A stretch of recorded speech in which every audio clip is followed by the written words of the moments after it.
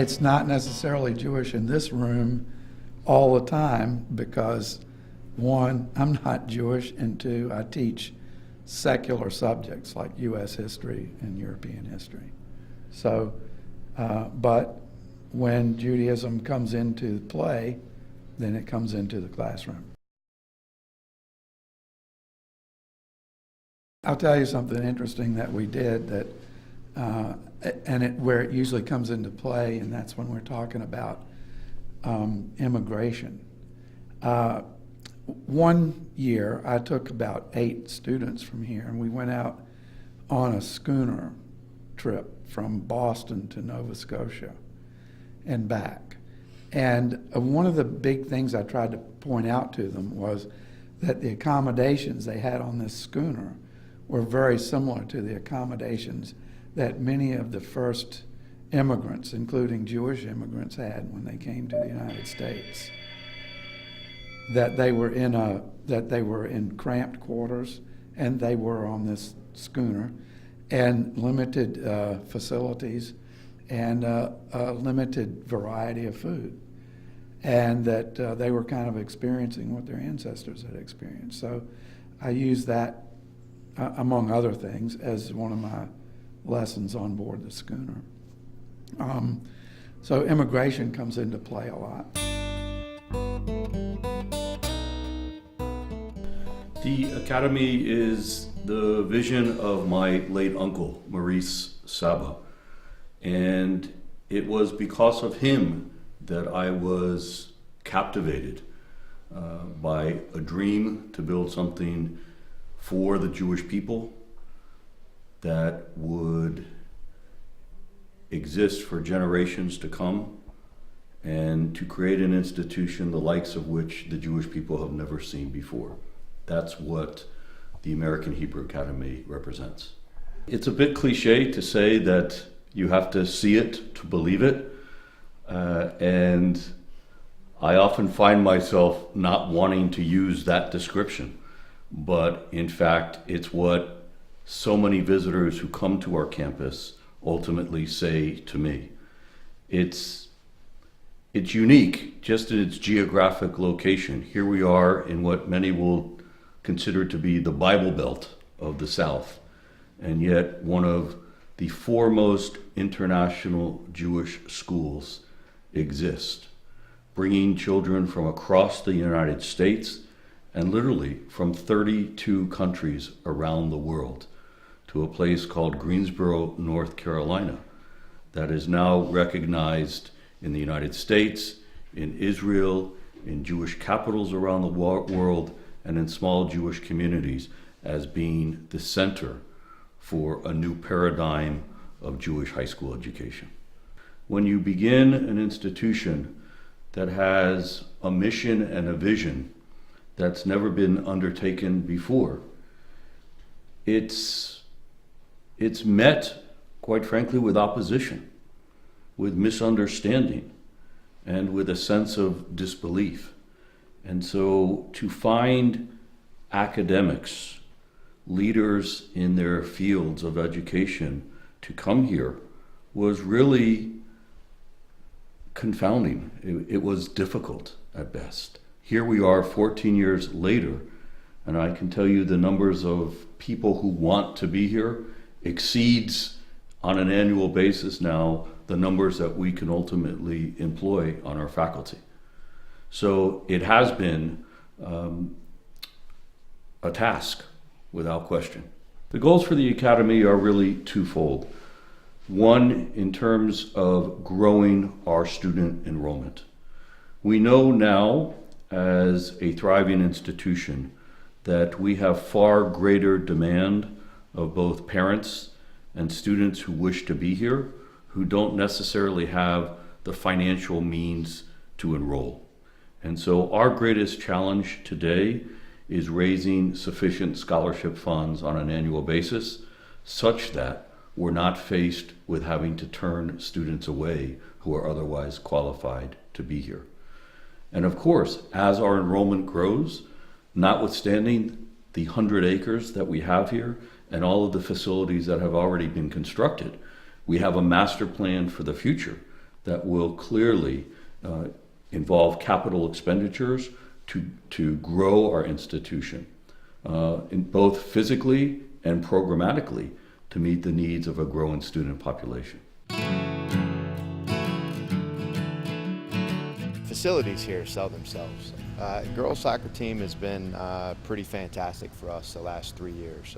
3 years ago we got a core group of freshmen at the time, 7 or 8 of them, that have been part of all 3 state tournament teams. It's been an absolutely fantastic experience, and those girls, the core group of 7 or 8 juniors, have really been I guess pretty remarkable in terms of selling the school, what they've done for the school. They're all great in the classroom.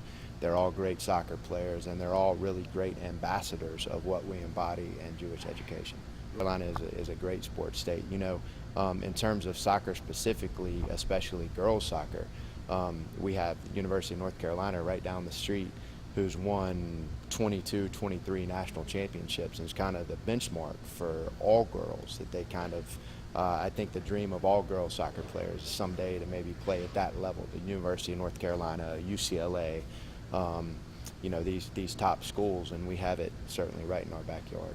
And one of the greatest selling points for me of the Academy is kind of the family. We have an unbelievable group of faculty. We have an unbelievable group of administrators.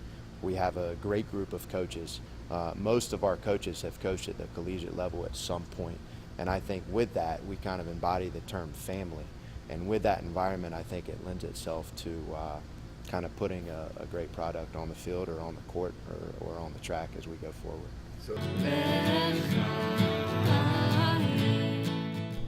I think one of the primary differences is that we combine really high-level college preparatory academics with a Jewish mission. And so our students here are involved in a dual curriculum, which means they're taking the same or better, very rigorous general studies courses alongside 2 Jewish studies courses across the year, and they're studying Hebrew. So they have the opportunity to take the same sort of selection of courses to prepare them for college, plus the opportunity to still have that Jewish education. We look for ways to strengthen academics constantly, and we have developed a special course in the science department, the Science Research Internship, which allows the students to have the opportunity for an internship while they're still in high school. We have a special program that we call the Dual Enrollment Program, in which our students have, through a partnership with Guilford College, the opportunity to take college courses alongside their dual curriculum here at the Academy. So that's a course that's a process that's really rigorous, and students have to qualify with a strong academic record to be eligible to participate in that. But we've had about a dozen students over the last 2 years participate in the program quite successfully.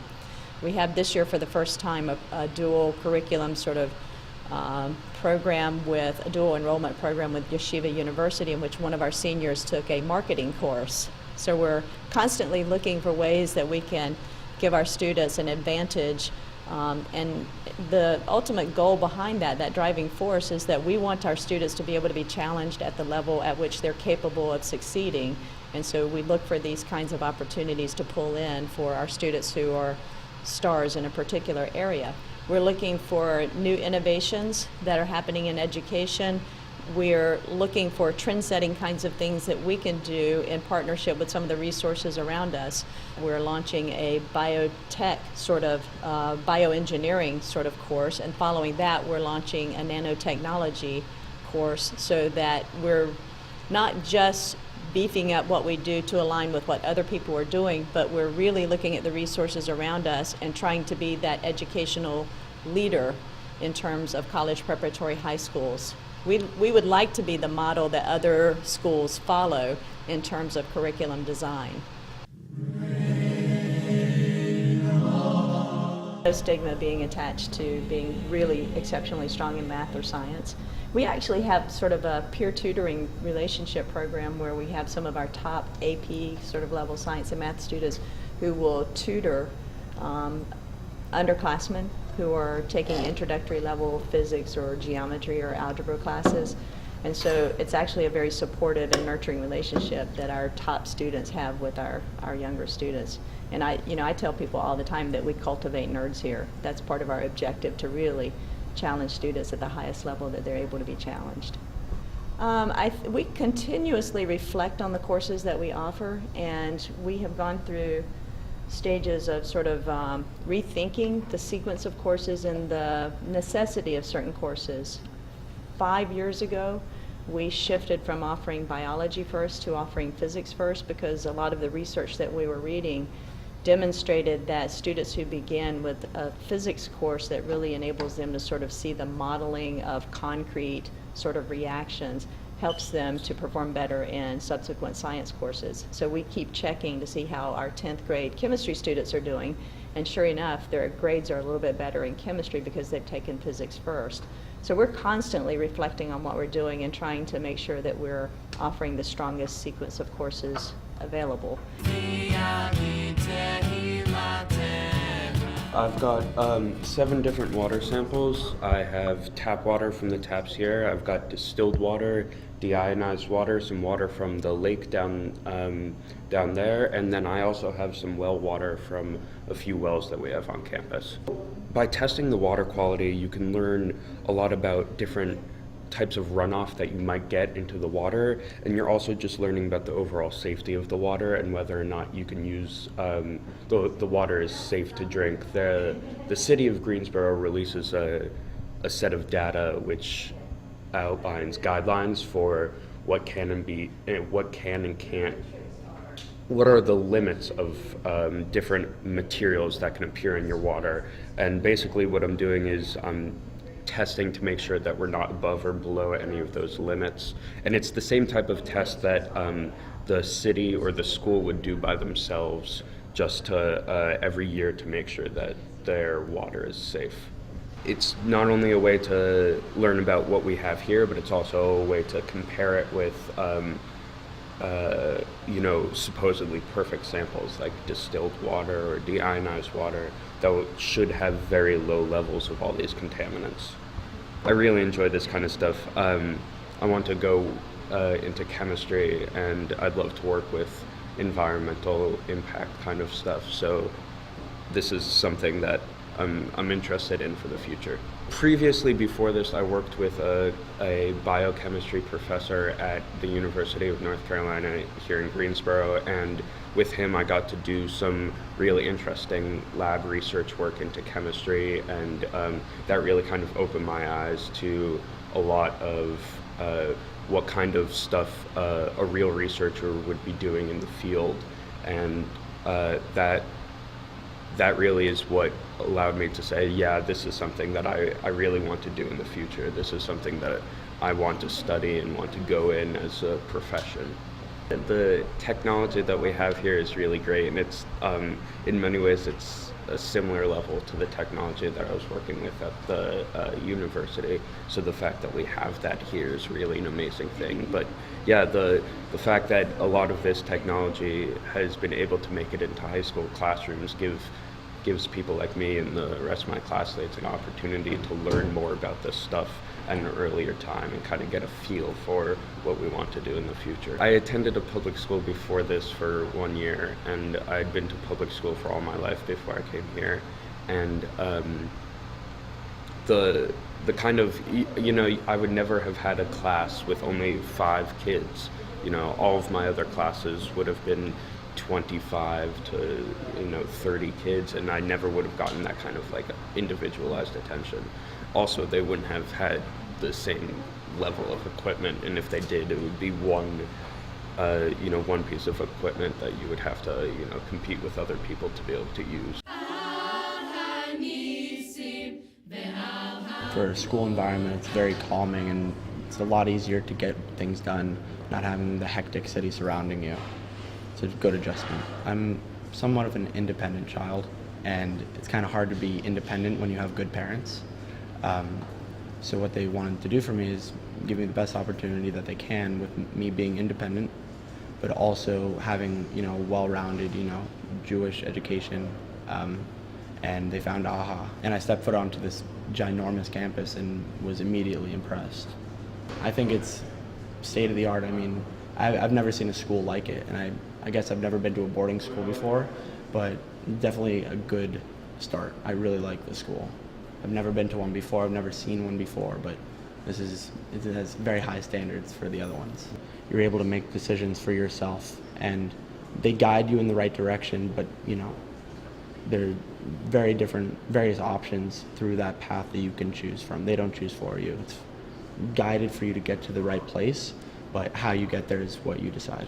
I didn't really know what I wanted to get out of the school when I came here, but I had an open mind to it, and that was a great mindset to come in with because I enjoyed it a lot more than having expectations.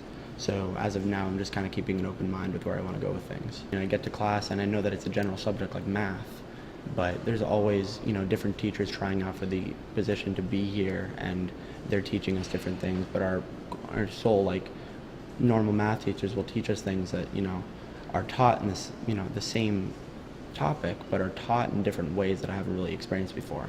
We sit in a table that's, circular. We're all sitting together, more of a discussion and understanding compared to sitting in your individual desk and listening to a teacher, spiel for an hour instead of, discussing. If you have questions, she's always there to listen to you. I'm from Colombia. It's a very good experience that I get to come to another country, learn another language, and while doing that, meeting other Jewish people, which it wasn't my case that there was a good Jewish community where I live. So it's the experience of being in another place, in another country, far away from home, but it also feels like this is home. So it's just everything together, the Jewish things, the academic activities, the teachers, the students. I think everything comes together to create a good atmosphere for the students.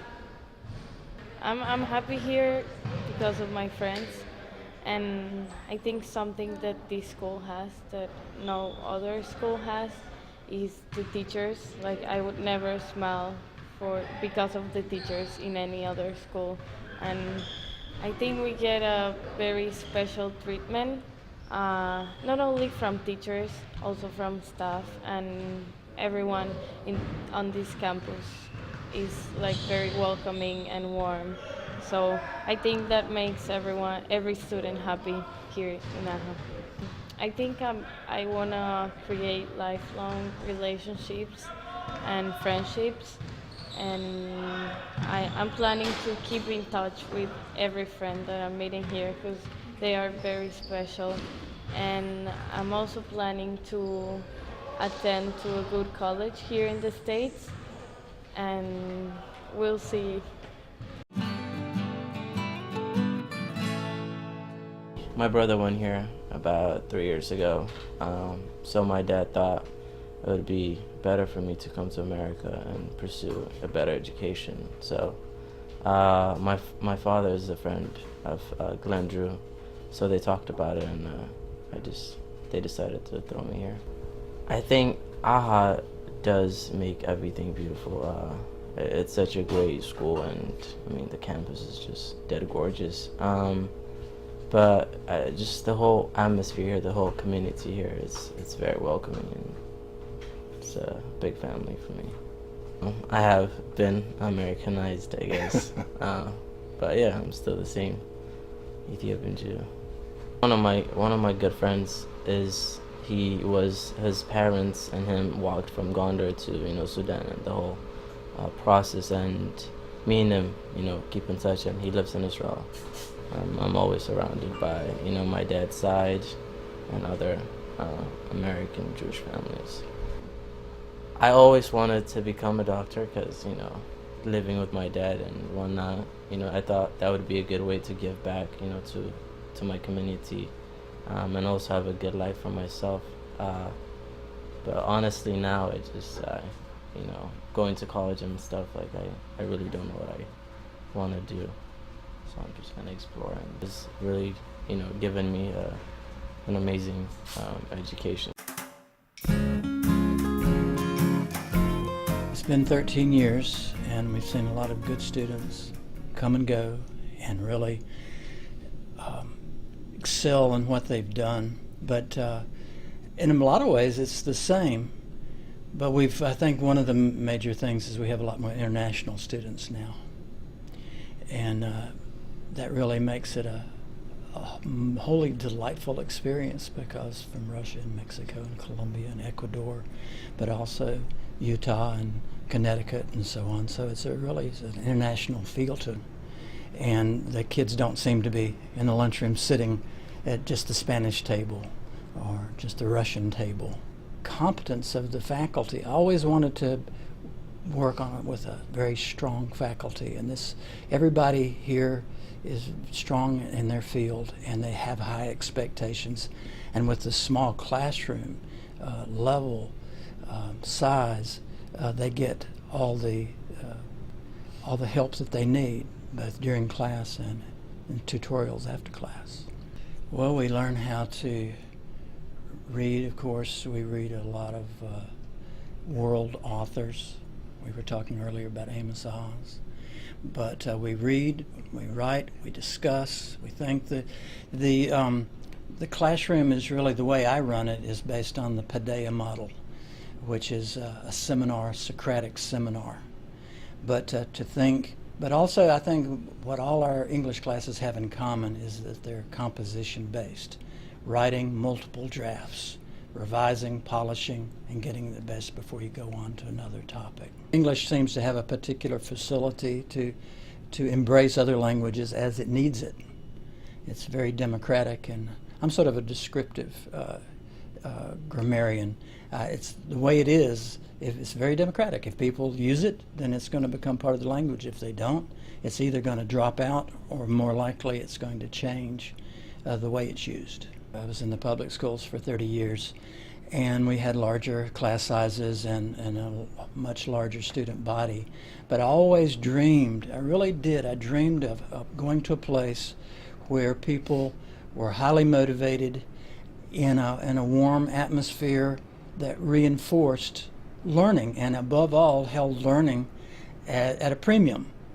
And just as I was getting ready to retire from the state system, I read in the newspaper, the local Greensboro paper, that this man Chico Saba was going to plan a private school in Greensboro. And it just seemed to, for me, work out perfectly, because this is the warmest, most supportive atmosphere of any place I've worked in 44 years. I'm from Galesburg, Illinois, and it's a very rural town. It's a town of 30,000, and there is a Jewish community there, but naturally it's not as vibrant as other communities. And also, so I was looking for a Jewish community, and I was also looking for education, because there is, of course, an educational system there, but it's not to the level that I wanted. And so my parents and I made a decision to look for those two things. Where could we find a Jewish education? And so we were looking around, and we found that there was this place called the American Hebrew Academy. And it basically was everything I wanted. It was a Jewish education and a Jewish experience, while not realizing that secular education is important and that they always had your goals in mind.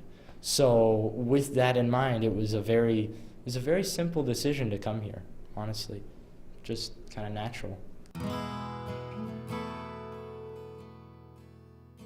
Well, I lived half an hour away from my school in Florida, so my friends all lived far away. Here they live in my dorm. They live, across the hall from me, so that's very nice, being able to really get to know people and live with them. It's a very different experience. Also, academically, a lot of opportunities here that I didn't have at home, being able to take classes at the Guilford College nearby, taking advanced math classes here, different things that are offered at the academy and subjects that are not offered in other schools really shaped me as a student and an athlete. And Israel is a big part of my experience here at the academy because of the junior trip to Israel, and as a Jew. Well, at the Academy, there's so much diversity, so you really can choose which group of students you want to spend more time with. I personally spend time with all different kinds of students. I enjoy speaking in Spanish to the students that are international from South America, and in Hebrew to the Israeli students. And one of the students, Mesfin, who's from Ethiopia, has been teaching me Amharic, and I just enjoy getting to know these different kind of people and being surrounded by such a diverse Jewish community.